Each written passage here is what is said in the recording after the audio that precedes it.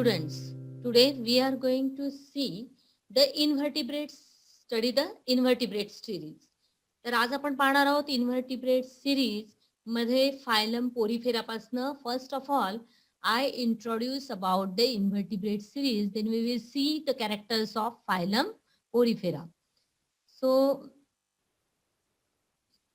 first you see what are these animals, how they are classified, that we have seen it before.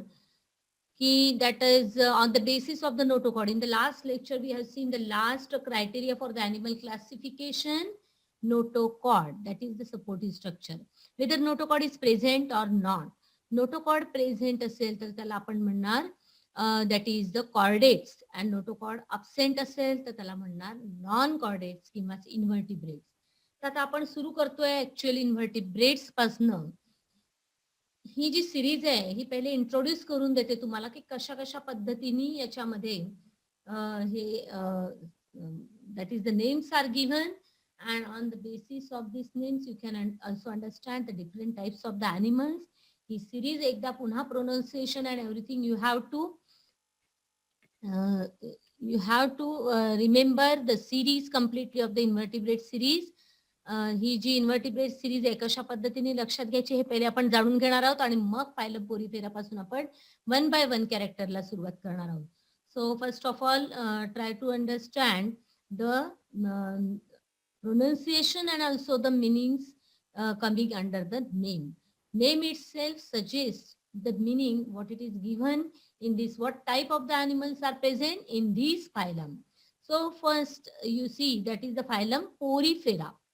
Then phylum Porifera, then secondly phylum Coelenterata. You can remember the sequence, or you can say Cnidaria.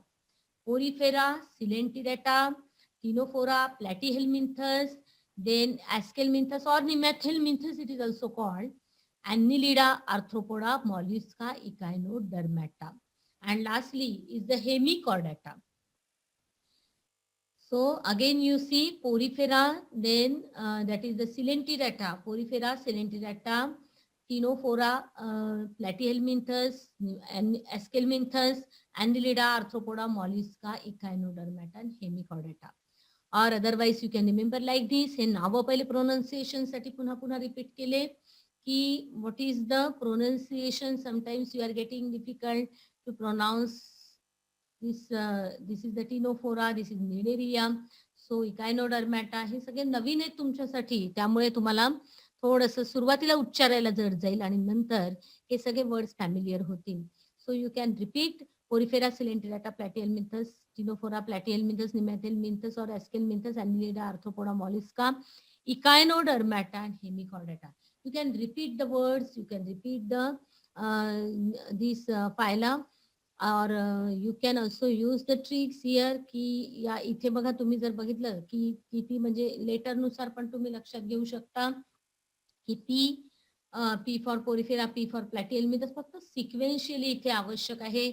C cnidaria, C ctenophora, then A पासून 3 phylum आहेत, ए ॲस्केलमिंथस, अन्निलिडा, arthropoda, then मॉलिस्का आहे, इकायनोडर्मॅटा and हेमिकॉर्डाटा is the link.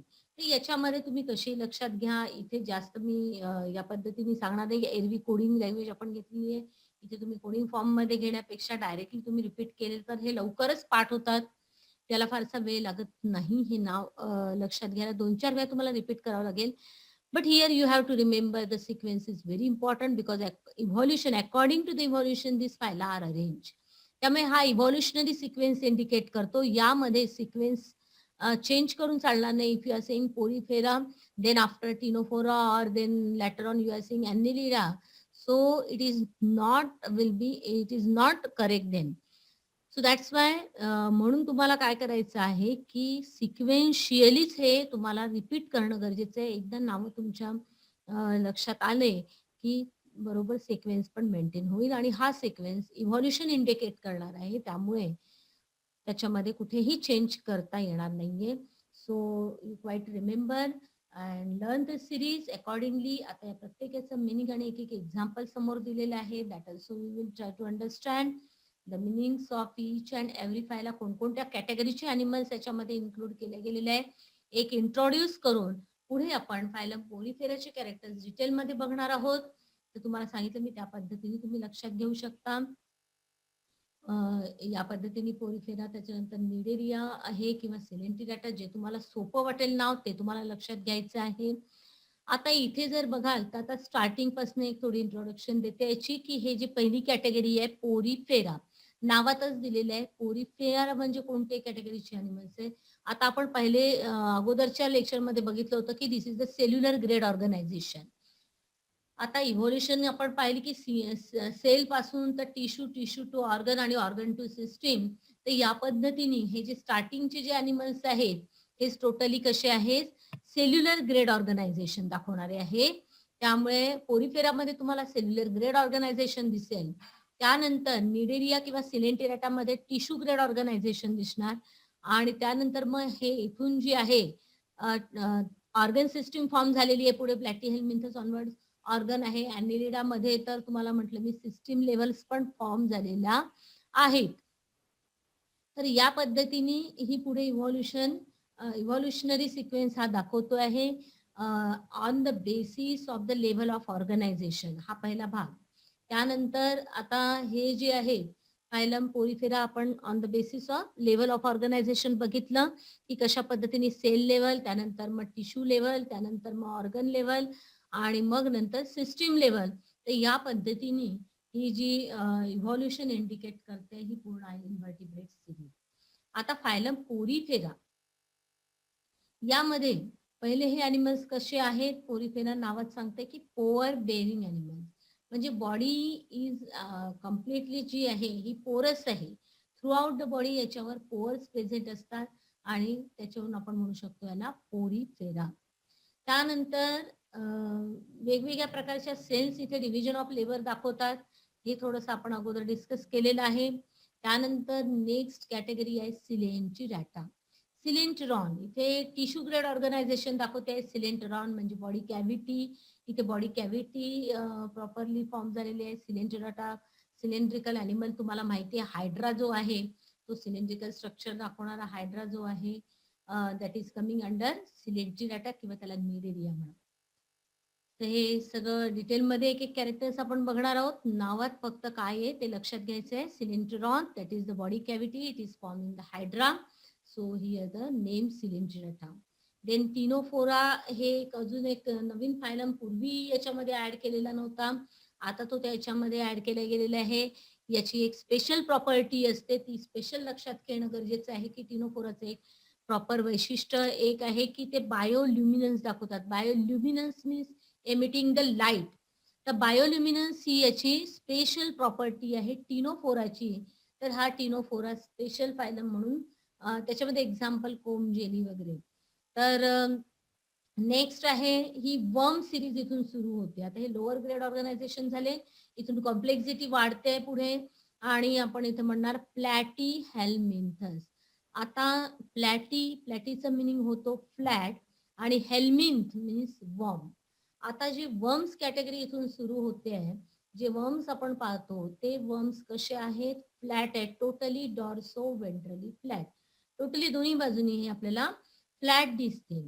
म्हणून नावातच दिलेले आहे टॅपवर्म. टॅपवर्म हे एक example दिलेलं आहे इथे की टॅपवर्म कसं आहे, अगदी रिबन जशी असते, रिबन आपण जी यूज करतो ती रिबन कशी असते, पूर्ण डॉर्सो व्हेंट्रली टोटली फ्लॅट, तशा टाईपचे हे वर्म्स असतात. आणि वर्म्स म्हटल्यावर कोणतं मोड ऑफ न्यूट्रिशन दाखवतो तुम्हाला माहिती आहे, that is parasitic mode of nutrition. They are directly living on the blood of the host. होस्टच्या ब्लडवर डायरेक्टली फीड करतात, म्हणजेच पॅरासिटिक मोड ऑफ न्यूट्रिशन याच्यामध्ये दाखवतात. त्यामुळे worms present inside or some outside. त्याच्यामध्ये भरपूर वेगवेगळ्या प्रकारचे वर्म्स आहेत, ते आपण डिटेलमध्ये घेणारच आहोत. एक्टोपॅरासाइट ॲज वेल ॲज एंडोपॅरासाइट. तर प्लॅटी हेल्मिन्थस मध्ये प्लॅटी म्हणजे फ्लॅट आणि हेल्मिन्थ मीन्स वर्म, हे लक्षात घेणं गरजेचं आहे. तर ॲस्केलमिन्थस किंवा निमॅथेल्मिन्थस म्हटलेलं आहे. तर निमॅथेल्मिन्थस हे थोडे निमॅटोड्स क्लासवरून ते निमॅथेल्मिन्थस म्हटलं गेलेलं आहे, थोडे राऊंडेड आहे. आणि हे जसे फ्लॅट आहे ते राऊंडेड वर्म्स आहेत, राऊंड वर्म्स आहे सॉरी. ॲस्केलमिन्थस म्हटलं गेलेलं आहे कारण याचं स्पेशल जे एक्झाम्पल आहे दॅट इज द ॲस्केरिन. ॲस्केरी सगळ्यांना फॅमिलियर आहे. मराठीत जंत म्हणतो आपण त्याला. ॲस्कॅरिज हे एंडो पॅरासाइट्स आहे, त्यामुळे एंडो पॅरासाइट्स सगळ्यांना माहिती आहे. ॲस्कॅरिज हा मेन ॲनिमल आहे या कॅटेगरीत येणारा. निमॅथेलमिंथस याला स्पेशली फायलमला आपण म्हणू शकतो ॲस्केलमिंथस. ओके, तर this is the flat worm, this is the round worm. याच्यामध्ये राऊंड वर्म येतात निमॅथेलमिंथस. ॲस्कॅरिज त्याचं स्पेशल एक्झाम्पल असल्यामुळे aschelminthes you can say. Then phylum annelida, हे पण वर्म्सच आहे. इथून या तिन्ही वर्म्स कॅटेगरी आहे. फायलम ॲनिलिडा मध्ये तुम्ही जर बघितलं तर तुम्हाला माहिती की अर्थवर्म पहिलं मेन एक्झाम्पल आपण लक्षात घेणार, अर्थवर्म. आता हाई वर्म आहे, हाई वर्म आहे, हे तिन्ही वर्म्स कॅटेगरी आहेत. अर्थवर्म मध्ये तुम्हाला फक्त आता या वर्म्स, हे 3 प्रकारचे जे वर्म्स आपण पाहतोय तर यामध्ये काय डिफरन्सेस आहे तुम्हाला लक्षात येतात आहे. इथे तुम्ही बघितलं की फ्लॅटवर्म आहे.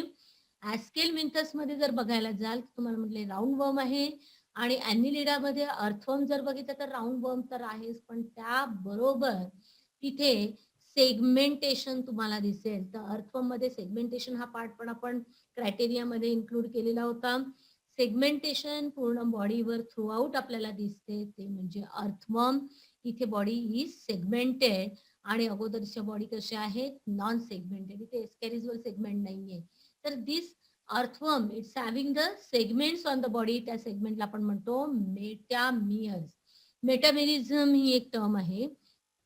तर सेगमेंटेड वर्म आहे. या 3 वर्म्स मधला फरक तुम्हाला लक्षात आलं की पहिल्या कॅटेगरीमध्ये असे वर्म्स असतील की जे डॉर्सो वेंट्रली फ्लॅटन आहे, दुसऱ्या याच्यात राऊंडेड आहे ॲस्केलमिंथस मध्ये, तर तिसऱ्या याच्यामध्ये ही जी ॲनिलिडाची जी कॅटेगरी आहे यामध्ये हे जे वर्म्स आहे ते सेगमेंटेड आहे. तर इथे ही वर्म्स कॅटेगरी. त्याच्यानंतरचा नेक्स्ट आता इथे आणखीन ऍडव्हान्स फीचर्स डेव्हलप होतात आहे की बॉडी डिफरन्सिएशन अजून प्रॉमिनंटली दिसते, फायलम आर्थ्रोपोडा. आता हे फक्त वर्म्स कॅटेगरी आहे. इथे तुम्हाला दिसेल की नेक्स्ट कॅटेगरीमध्ये लेग्स लाईक स्ट्रक्चर पण तुम्हाला दिसते. पोडा means legs, arthro joint legs. याच्यामध्ये सगळे इन्सेक्ट्स कॅटेगरी आहे. कॉकरोच मध्ये तुम्हाला लेग्स दिसतात. तुम्हाला माहिती आहे की जॉईंटेड लेग्स हे याचं स्पेशल फीचर आहे. That is the phylum arthropoda. Arthro means joint, poda means legs. So in case of the cockroach or any type of the insects, you can see the pairs of the that is means insects. If you see, then you see the pair of wings also and jointed legs. तर याच्यामध्ये हे त्याचं special feature आहे. आणि इथे head वगैरे बाकीचं पण स्ट्रक्चर डिफरन्शिएशन होत आहे. हेड बॉडी, हेड पार्ट तुम्हाला सेपरेटली दिसेल आणि बॉडी पार्ट पण. तर हे फीचर्स आहे आर्थ्रोपोडाचे. त्यानंतर फायलम मॉलिस्का. त्या मॉलिस्कामध्ये पण तुम्हाला माहिती आहे हे याच्यामध्ये specially molluscan that is a soft bodied animal. Mollusca म्हटलं तर that is molluscan means soft bodied animal. तर याच्यामध्ये हे येतात पायला म्हणा किंवा स्नेक, गोगलगाय ज्याला आपण म्हणतो, गोगलगाय किंवा पायला, हे जे शेल, याचं स्पेशल फीचर हे आहे की ते शेल फॉर्मेशन करतात. त्यामुळे प्रत्येक याच्यामध्ये आपण पाहतोय की प्रत्येक फायलमचं त्याचं एक स्वतःचं एक वेगळं फीचर आहे, आणि that is the specific feature of that belongs to that phylum only. ते फक्त फीचर त्या फायलमशीच निगडीत असणार आहे. त्यामुळे शेल फॉर्मेशन हे पण आपण पाहतोय, तर हे मॉलिस्कनचं स्पेशल फीचर आहे. These are again the soft bodied animal. Molluscan म्हटलं तर सॉफ्ट बॉडीड ॲनिमल आहे. त्याच्यामध्ये एक्झाम्पल पायला म्हणा किंवा सिम्पली स्नेल. त्यानंतर इकायनोडर्मॅटा. आता डर्मा म्हणजे skin, derma it means skin, and echino, echino म्हणजे स्पायनी. ज्याची स्किन स्पायनी आहे त्याला आपण म्हणणार इकायनोडर्मॅटा. नावात दिलेलं आहे बघा, इकायनो इट मीन्स स्पाइन, डर्मा म्हणजे स्किन. स्किन कशी आहे, स्पायनी आहे. तर example is the starfish. Starfish मध्ये 5 आर्म्स असतात, तुम्हाला माहिती आहे. स्टारफिश तुम्ही बघितला असेल, पिक्चर मध्ये बघितलेला आहे. त्याच्यानंतर लॅबमध्ये पण तुम्हाला स्टडी करायला मिळणार आहे प्रॅक्टिकल मध्ये की स्टारफिश आहे, ब्रिटल फिश आहे. These are the examples of the echinodermata. तर हे स्टारफिश वगैरे याचे जर आर्म्स पाहिले, याची जर स्किन पाहिली तर ती कशी आहे, echino, echinus, that is the spiny. Okay, echino means spiny. So spiny structure you can see on the skin, and that's why the name Echinodermata.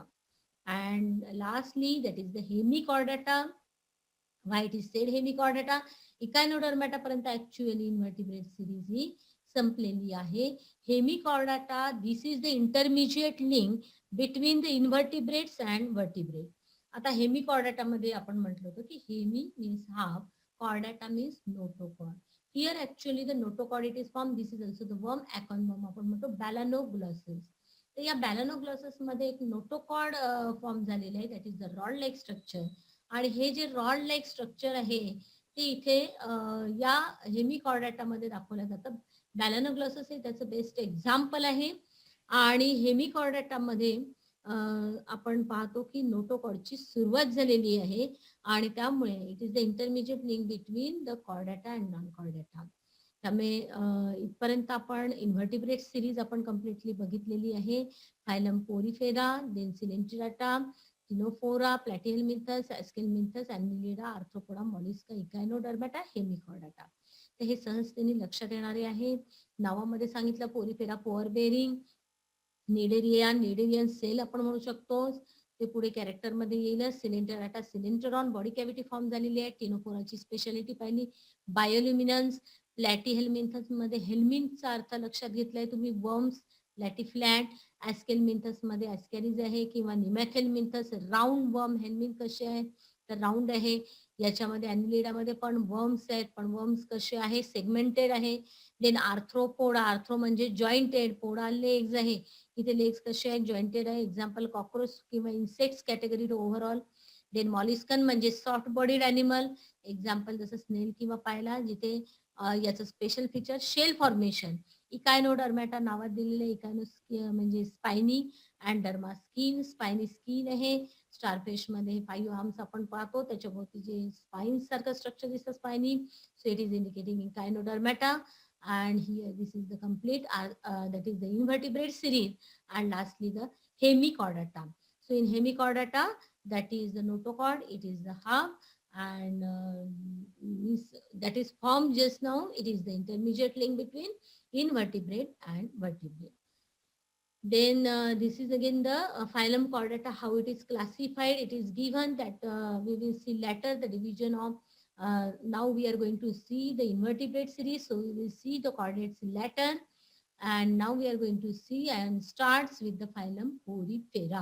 So first our today's part, it is the phylum Porifera. Now we are going to discuss about the features of the Porifera. Porifera हे animal जे आहे, मी म्हटलं की that is it is pore bearing animals आहेत हे.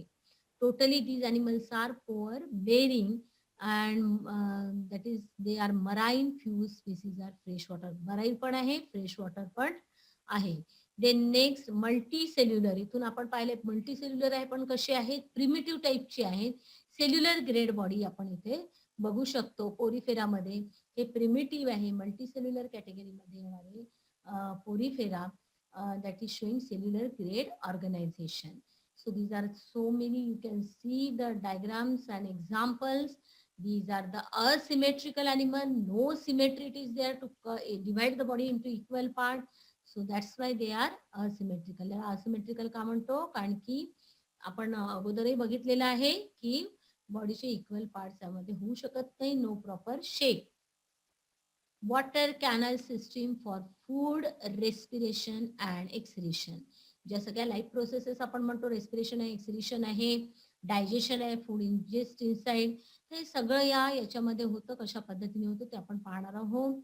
या diagram मध्ये पण तुम्हाला इथे सगळ्या सेल्युलर स्ट्रक्चर दाखवलेले आहे. आतमध्ये वरचे आहे जे लार्जर ओपनिंग आहे त्याला ऑस्क्युलम म्हटलं गेलेलं आहे, आणि छोटे छोटे पोअर जे आहेत ते ऑस्टी, आपण काय म्हटलंय की पोरिफेरा कशाला म्हणतो की पोअर बेरिंग ॲनिमल. पुढे थ्रू आउट द बॉडी जे पोअर्स प्रेझेंट आहे, या बॉडीवर कम्प्लिटली पोअर जे प्रेझेंट आहे त्या पोअर्सला म्हटलं गेलेलं आहे ostia.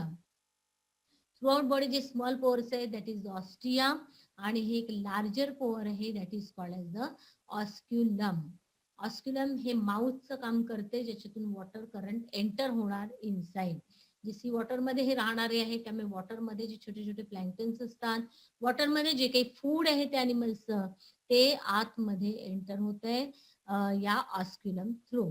Okay, then it acts as a only, आणि इथे आपण पाहिलंय की sponges, that is the simply इथे जे आहे single opening it is there only त्यामुळे माउथ आणि अनसचं काम एकच करणार आहे.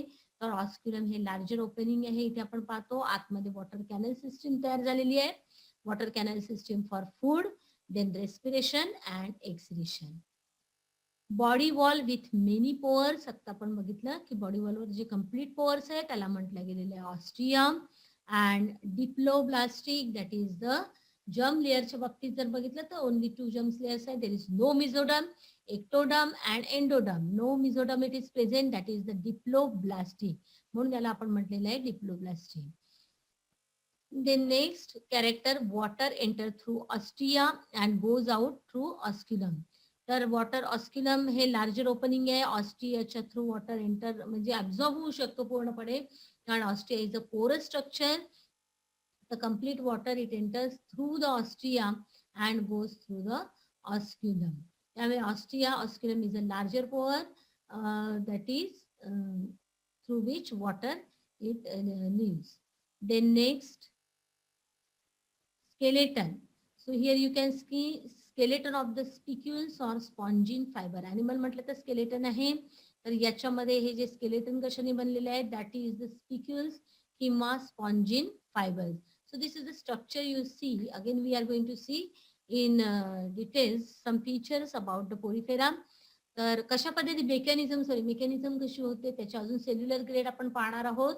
तर याच्यामध्ये हे कॅरेक्टर्स आता तुम्हाला मॅक्झिमम लक्षात घ्यायचे आहे की how to remember the characters. हे फायलम पोलिफेरा पहिलं कॅरेक्टर तर हे नावामध्येच दिलेलं आहे. पहिले जे कॅरेक्टर्स आहे you have to write the characters and draw the diagrams. So diagram is also very simple and characters also you can write. First character त्याचे जे एक तर महत्वाचं एक लक्षात घेणं गरजेचं आहे की कॅरेक्टर्स लिहित असताना first character you write, it is given in its name. प्रत्येक फायलमच्या नावात एक कॅरेक्टर दिलेलं आहे. जसं for example Porifera, these animals are completely pore bearing animal. दुसरं कॅरेक्टर त्या फायलमचं स्पेसिफिक कॅरेक्टर लक्षात घ्यायचं आहे. त्यानंतरचं जे कॅरेक्टर्स आहे ते कॅरेक्टर म्हणजे तुम्ही लक्षात घ्यायचं आहे की एक इव्हॉल्युशनरी कॅरेक्टर आपल्याला लक्षात घेणं गरजेचं आहे. Evolutionary character also you can collect. असे 3-4 कॅरेक्टर लक्षात घेऊन मेनली यू कॅन रिमेंबर. सगळे कॅरेक्टर्स आपल्याला हे करताना जरी कन्फ्युजन झालं, फार मेकॅनिझम जरी एक्सप्लेन नाही करता आली तरी कॅरेक्टर्स लिहायला जेव्हा क्वेश्चन्स येतो so easily you can right the characters. एक कॅरेक्टर तुम्हाला मी सांगितलं की नावातच दिलेलं आहे, दुसरं कॅरेक्टर एक स्पेसिफिक फीचर त्याचं काय आहे हे लक्षात घेणं गरजेचं आहे.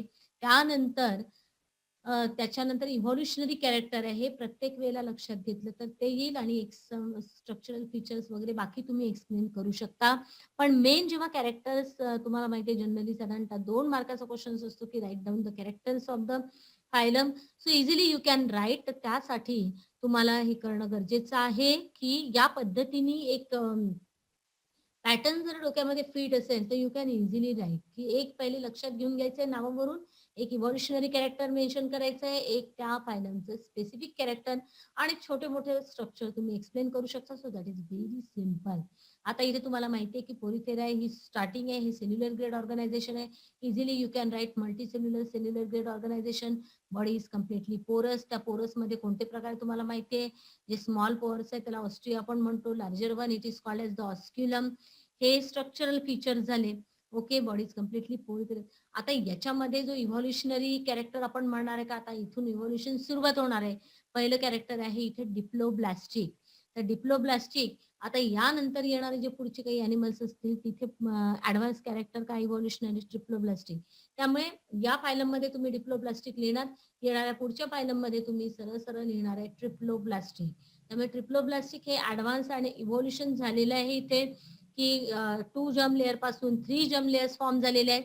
त्यामुळे पुढच्या याच्यामध्ये जर्म लेअर हे कॅरेक्टर लक्षात घेऊन. किंवा अजून एक सोपी आयडिया तुम्हाला जर सांगायची झाली तर जे आपण क्रायटेरिया यूज केले ते क्रायटेरिया तुम्ही लक्षात घेणारच आहे की सिमेट्री कशी आहे, बॉडी प्लॅन कसा आहे, किंवा फीचर्स. ज्या वेळेला बरेच वेळा मुलं कन्फ्यूज होतात कॅरेक्टर्स लिहत असताना, तर कुठल्याही गोष्टीला जर प्रॉपर एक पॅटर्न दिला तर तो पॅटर्न जर एकदा फिट केला तर तुम्हाला माहिती आहे की आपण कुठेही प्रकारचं कन्फ्युजन, कुठल्याही प्रकारचं मिसअंडरस्टँडिंग त्याच्यात होणार नाही. Properly you can right. तुम्ही सगळे कॅरेक्टर्स व्यवस्थित लिहू शकतात एका विशिष्ट फॉर्मॅटमध्ये. आता या सगळ्या फायलम मधले जर ॲनिमल जाणून घेतले, की कशा-कशा पद्धतीने जसं आता मी तुम्हाला जशी इंट्रोडक्शन करून दिली, की पोरिफेरा म्हणजे काय, तर इकायनोडर्मॅटापर्यंत इकायनो म्हणजे इकायनोचा अर्थ काय होतो, डर्मॅटाचा अर्थ काय होतो, हे जाणून जर प्रत्येक ॲनिमल लक्षात घेतले, तर त्यानुसार ते कॅरेक्टर कोणते तिथे फिट होतात, ते बरोबर लक्षात घेणं सोपं जाईल. त्याचबरोबर क्रायटेरिया जो आपण घेतलाय, त्या क्रायटेरियाला समोर ठेवून सुद्धा तुम्ही only you have to fill up the space. म्हणजे फॉर एक्झाम्पल सिमेट्री आहे, तर सिमेट्री इथे कशी आहे, पोरिफेरा आहे, याच्यामध्ये शेप नाहीये, म्हणजे अर्थात सिमेट्री ही कशी आहे, सिमेट्री आहे. हायड्रा आहे, तर सिमेट्री कशी असणार आहे, अर्थात रेडियल आहे तो, तर रेडियल सिमेट्री तिथे दाखवते आहे. स्टारफिश मध्ये पण कशी असणार आहे, स्ट्रक्चर पहा, त्यानुसार सिमेट्री तुम्ही इझिली लिहू शकता, कारण की तुम्ही जर अॅनिमल समोर डोळ्यासमोर ठेवले, तर तुम्हाला दिसते की ॲनिलिडामध्ये काय आहे, आर्थ्रोपोडामध्ये कॉकरोच डोळ्यासमोर आहे, तिथे सिमेट्री कशी असणार आहे. तर हे सगळं सोपं आहे लक्षात घेणं. क्रायटेरिया हा जो फॉर्मॅट आहे तो पूर्णपणे फिट केला तर कॅरेक्टर लिहिणं अतिशय सोपं आहे. तो क्रायटेरिया लक्षात घ्या. सिमेट्री, त्याच्यानंतर लेव्हल्स ऑफ ऑर्गनायझेशन याच्यामध्ये कशी आहे ती प्रत्येकाच्या लिहू शकतो. जम लेयर्स आहे. जम लेयर्सवरून मी तुम्हाला म्हटलं की त्याच्यातही लक्षात घेऊ शकता की डिप्लोब्लास्टिक आहे. ही कॅटेगरी डिप्लोब्लास्टिक आहे. इथून पुढे येणाऱ्या सगळ्या नेक्स्ट ज्या आहेत त्या मॅक्झिमम ॲडव्हान्स फीचर दाखवतात ट्रिप्लोब्लास्टिक. त्यामुळे you can write the character triploblastic. त्यानंतर हे जे 5 क्रायटेरिया सोडले तर बाकी स्ट्रक्चरल फीचर्स तुम्ही जर व्यवस्थित ॲनिमल स्टडी केले तर यू कॅन इझिली राईट. तर लिहिण्याची एक मेथड तुम्हाला सांगितली मी. या पद्धतीने फॉर्मॅट नेहमी डोक्यामध्ये जर फिट असेल तर you can write any type of the characters without any confusion. मुलं इकडचे कॅरेक्टर तिकडे मिक्स करणार आहे, तिकडचे कॅरेक्टर इकडे मिक्स करणार आहे. बरेच वेळा लिहिताना सगळं कन्फ्युजन एवढा मोठा, कारण ॲनिमल किंगडम हा बरेच दिवस चालणारा चॅप्टर राहणार आहे. हा ॲनिमल किंगडम हा अतिशय मोठा आहे. आता आपण फक्त इन्व्हर्टिब्रेट सीरीजमध्ये इतके फायलम पाहतोय. वन बाय वन एक-एक फायलम आपण घेणार आहोत आणि त्यानंतर कॉर्डेट सीरीज सुरू होईल. त्याच्यामध्ये पण जे काही कॅटेगरी आहेत पुढच्या 5, तर त्यामध्ये पण बरचसे हा सगळ्यात मोठा चॅप्टर आहे ॲनिमल किंगडम.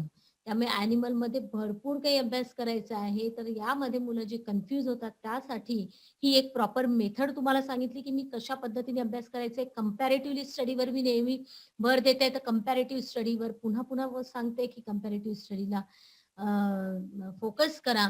या पद्धतीने फक्त फॉर्मॅट डोक्यामध्ये असला, की फिल इन द ब्लँक्स तुम्हाला करायचे आहेत. You have to fill the spaces then easily you can remember. मग हे कॅरेक्टर्स तुम्ही इझिली भरू शकता. एक पहिले इंट्रोड्यूस करून घ्यायचं आहे आणि मग कॅरेक्टर बनायचं. तर आपण पुढच्या कॅरेक्टर्सवर जाऊ. मग हे डिप्लोब्लास्टिक, इथून हे इव्हॉल्युशनरी, म्हणून मी तुम्हाला म्हटलं की पहिले कॅरेक्टर नावात, दुसरं कॅरेक्टर आता त्या प्लॅननुसार तर 5 कॅरेक्टर लक्षात घ्यायचेच आहे. तर एक नावामध्ये असणार आहे, एक त्याचं स्पेसिफिक फीचर आणि एक तुम्हाला सांगितलं की इव्हॉल्युशनरी फीचर. हे ॲटलीस्ट या पद्धतीने तरी लक्षात ठेवणं गरजेचं आहे. तर हे जे आहे लोअर ग्रेड ऑर्गनायझेशन असल्यामुळे इथे फक्त 2च एम्ब्रियॉनिक लेयर दिसतात आहे. Ectoderm and endoderm. Mesoderm is absent in this, that's why it is diploblastic. Water enter through ostia. ऑस्ट्रियाकडून पूर्ण वॉटर ॲब्झॉर्ब होणार and goes out through osculum, जो हे आहे. आणि याच्यामध्ये स्केलेटन जे आहे ते पूर्ण कशाने बनलेले आहे, स्पॉन्जिन फायबर्स आणि स्पिक्युल्स आपण म्हणतो. तर स्पिक्युल्सचा रोल काय आहे किंवा स्पॉन्जिन फायबरचा रोल काय आहे, तर ते होल्ड करून ठेवतो वॉटर. वॉटर जे बॉडीमध्ये, कारण की बॉडी कम्प्लिटली पोरस आहे त्यामुळे वॉटर निघून जाईल ना, त्यामुळे दॅट्स वाय तर वॉटर ते स्पॉन्जिन फायबर. स्केलेटन कशाने बनलेलं आहे, स्पॉन्जिन फायबर आणि दॅट इज द स्पिक्युल्स आपण म्हणतो. तर याचा रोल काय आहे स्पिक्युल्सचा, की वॉटर जे आतमध्ये एंटर होते त्याला होल्ड करून ठेवणं, कारण बॉडी पोरस आहे. पुन्हा पुन्हा लक्षात घ्या. त्यामुळे वॉटरला होल्ड करून ठेवण्यासाठी हे स्पिक्युल्स याच्यामध्ये फॉर्म झालेले आहे. कॅल्कॅरियस स्पिक्युल कॅल्शियम कार्बोनेटनी बनलेले. तर त्यासाठी पण पर्टिक्युलर सेल्स आहे ज्याला म्हणतात अमिबोसाइट्स. तर या ज्या सेल्स आहेत त्या सेल्स ते स्पिक्युल फॉर्म करत असतात. याच्यावर पूर्ण सेल्युलर ग्रेड ऑर्गनायझेशन आपण पाहतोय. या आणि नेक्स्ट फीचर आहे हर्मॅफ्रोडाइट. हर्मॅफ्रोडाइट याच्यामध्ये both the sexes are present inside the one. Male and female both the sexes present inside single individual. इथे मेल हा जो आहे male body female body separate असणार नाही, दोन्ही सेक्सेस एकत्रित असतील त्याला आपण म्हणतो हर्मॅफ्रोडाइट. Then reproduction, it is asexual by fragmentation and sexual by gametes formation. इथे दोन्ही रिप्रोडक्शन दिसेल. फर्टिलायझेशन इंटरनल आहे, ही एक वेगळं फीचर इथे आहे. Development indirect. Fertilization is internal fertilization इथे दिसते. तर हे जे एक्झाम्पल्स आहेत सायकॉन स्पंजीला यू स्पंजिएटिक म्हणतात किंवा you Spongia special. You Spongia हे एक सायंटिफिक जे नाव आहे याला कॉमनली म्हटलं जातं बाथ स्पंज. तर या स्पंजेसमध्ये हे एक अजून एक वैशिष्ट्य या यू स्पंजियाचं आहे. हे तर सायकॉनचं एक्झाम्पल आपण पाहणारच आहोत. This is a typical sponge body. त्यांनी इंटरनल स्ट्रक्चरमध्ये आपण इथे डिस्कस करणार आहे 1-2 मिनिटांत. टिपिकल स्पंज बॉडी आपण डिस्कस करणार आहे कारण इथे सेल्युलर ग्रेड ऑर्गनायझेशन आहे. प्रत्येक सेल्युलर सेल जे आहे त्या कशा पद्धतीने काय मदत करतात आहे, कोणतं वर्क करतात ते आपण पाहणार आहोत. ही जी पूर्ण लाईफ प्रोसेसेस कसे स्पंजच्या आतमध्ये होतात ते आपण बघणार आहोत. तर हे एक दुसरे एक्झाम्पल जे यू स्पंज याच्याबद्दल इंटरेस्टिंग फॅक्ट सांगायचं झालं तर यू स्पंज याला म्हटलं जातं bath sponge commonly. In before time, people were not knowing this is the animal and they were using to clean the body. बाथच्या वेळेला त्याचा उपयोग करायचा आहे क्लिनिंगसाठी आणि म्हणून त्या यू स्पंजियाला बाथ स्पंज असं नाव दिलं गेलेलं आहे. बाथ स्पंज आपण म्हणतो त्याला commonly because peoples were using at the time of bath to clean their body. So that is the use sponge. This is the interesting feature. You can also find out more information on the internet. So this is what that is the spongin structure. Sponge body जी आहे ती कशा पद्धतीने आहे. Sponges आपण पाहतो याच्यामधले special जे category आहे पोरीफेरामध्ये येणारी ती म्हणजे स्पंजेस. सो स्पंजेस मध्ये एक्झाम्पल आपण पाहिलं सायकॉन. यू स्पंजी आहे इंटरेस्टिंग फीचर मी तुम्हाला आता सांगितलं.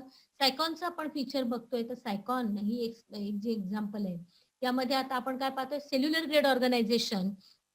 ही बॉडी कम्प्लिटली याच्यामध्ये पूर्ण पोरस आहे. ऑस्ट्रिया थ्रू वॉटर एंटर्स होणार आणि ऑस्क्युलम थ्रू इथे दाखवते वॉटर करंट गोज आउटसाइड. याच्यामध्ये रेस्पिरेशन एक्सक्रिशन सर्क्युलेशन डायजेशन सगळ्या काही मेकॅनिझम होतात. तर यामध्ये आणखीन महत्वाचं हे इथे ज्या सेल्युलर ग्रेड्स आहेत त्या आपण पाहणार आहोत. इथे नाव दिलेलं आहे पहा कोनोसाइट. तर या इथे जे पूर्ण सेल्युलर जी अरेंजमेंट आहे त्या सेलला म्हटलं जातं कोनोसाइट्स किंवा कॉलर सेल्स. त्याला कोनोसाइट्स किंवा कॉलर सेल्स म्हणून आहेत. या टोटली आहे इथे प्रेझेंट पूर्ण सेल्युलर ग्रेड दाखवणारा हा ॲनिमल आहे. तर या कोनोसाइट काय काम करतात डायजेशन मध्ये मदत करतात. ओके. तर ही जी आतमध्ये बॉडी कॅव्हिटी तयार झालेली आहे त्याला स्पॉन्जोसील पण म्हणतात. सिलोम म्हणजे कॅव्हिटी, सिलोम म्हणजे बॉडी कॅव्हिटी. त्यामुळे स्पंजोसील जरी शब्द आला तर लक्षात घ्यायचं आहे सील COEL स्पंजेसची सील म्हणून स्पॉन्जोसील पण म्हटलं जातं. दिस इज द सेंट्रल कॅव्हिटी. इथे ज्या सेल्स प्रेझेंट आहेत त्याला म्हणतो कोनोसाइट. या सगळ्या कॉलर सेल्स आहेत आणि या डायजेशन मध्ये मदत करत असतात. आता इथे जे स्ट्रक्चर दाखवले या इथल्या अजून काही ज्या कोनोसाइट्स आहेत या सगळ्या ठीक आहे. हे जे स्ट्रक्चर आहे या सेल्स दिसतात इथे कोनोसाइट आणि या साईडच्या या ज्या सेल्स आहेत इथे दिसतात आहे तुम्हाला ते इथे अमिबोसाइट्स म्हणून आहेत. त्या अमिबोसाइट्स हे जे स्पिक्युल्स आहे हे जे येलोइश स्ट्रक्चर दिसते हे स्पिक्युल्स आहे. हे स्पिक्युल्स फॉर्म करतात. सिलिका स्पिक्युल्स म्हटलेलं आहे त्याला किंवा कॅल्कॅरियस स्पिक्युल म्हणा. तर हे स्पिक्युल जे फॉर्मेशनचं काम जे आहे त्या अमिबोसाइट्स करत असतात. याच्यामध्ये हे जे आहे पूर्ण ऑस्ट्रियम इथे दाखवलेले आहे आणि जसं आता आपण म्हणतोय की body it is completely cellular grade organisation.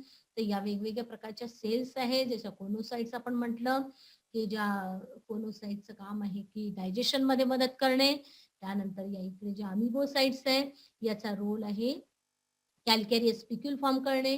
स्पिक्युलचं function तुम्हाला मी सांगितलं की वॉटर होल्डिंग करून ठेवणं कारण की बॉडी इज कम्प्लिटली पोरस. त्यामुळे बॉडीमध्ये वॉटर हे अतिशय इम्पॉर्टंट मीडियम आहे. वॉटर होल्ड करण्याचं महत्वाचं काम जे आहे ते स्पिक्युल्स करत असतात. ओके. आणि ऑस्क्युलम इथे एक्सक्रिशन झाल्यानंतर जो एक्सक्रिटरी पार्ट आहे तो ऑस्क्युलम थ्रू जो आहे तो रिमूव्ह होणार.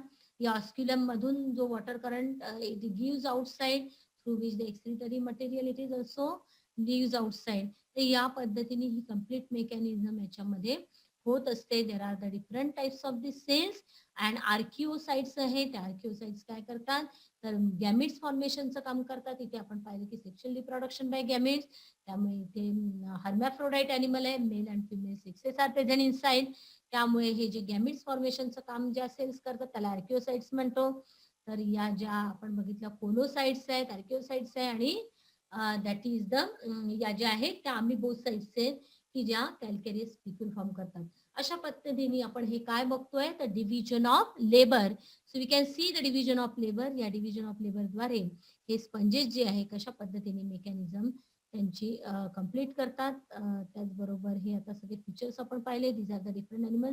हे जे यू स्पंज स्ट्रक्चर इथे दाखवलेले आहे डायग्राम याला आपण म्हटलं गेलेलं आहे bath sponge. These are the different examples. हे पण काही ग्लॉसी स्पंजेस पण याच्यामध्ये असतात. युप्लेक्टेला एक आहे.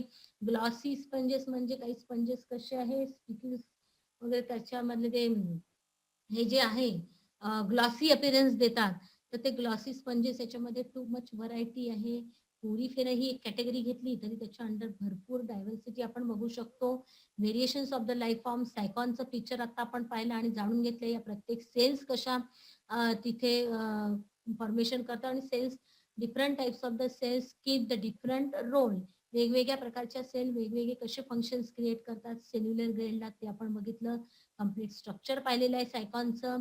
You Spongia it is considered as a bath sponge. Why it is हे पण तुम्हाला सांगितलं. हे काही ग्लॉसी स्पंजेस पण याच्यामध्ये अजून कॅटेगरी आहे की जे that is it showing the glossy appearance. तर हे सगळं phylum Porifera. These are the features how to remember and everything we have seen here. So now we will stop and we'll start with the next cylinder.